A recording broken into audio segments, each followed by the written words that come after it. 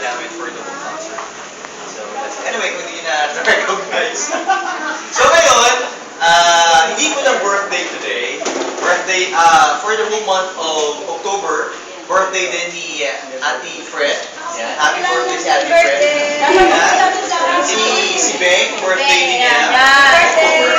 Tapos, birthday ko din si Dottie, si Ate Dottie. So, this is not just my birthday celebration, pero birthday celebration ng apat sa mga friends natin. Yeah. So ngayon, so inspirational to. Kailangan inspired.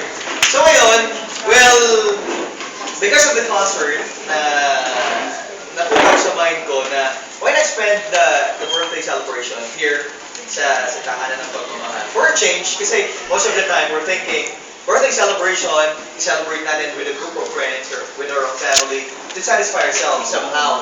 Pero ngayon, I'm thinking, bakit hindi naman to celebrate my birthday, our birthday, with the people na pwede natin mapasaya and mapaligaya. Di ba?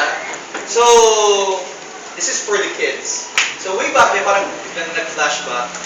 Nung kids ako talaga, parang nandun na rin yung responsibility, bata pa lang. Ilang kami magkakapatid? 8 kami magkakapatid. So, ako yung panganay. Sunod, si Alex, yan. Yung kapatid niya ay classmate ko. Kami magkakabatch. Pero same school. Bata pa lang ako, as in yung mga sunod sa akin, ako na yung naglalaban ng damit nila. Bata pa lang marunong na ako maglaban ng damit. Diba? Ako yung nag-aalaga na, take care of my younger siblings. So ngayon, parang, kailangan ko ba talaga ganito yung gawin ko?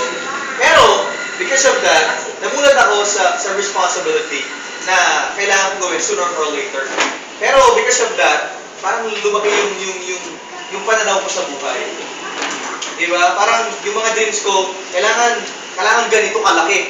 Para sooner or later, may mangyari sa buhay ko. Na more than, kung anong meron ako ng pagkabata. So, medyo ambisyoso si Kuya Hardy. So, ngayon, may parents, hindi sila ganun ka financially stable. Mayabang lang talaga, joke lang. So, yun. Nag-high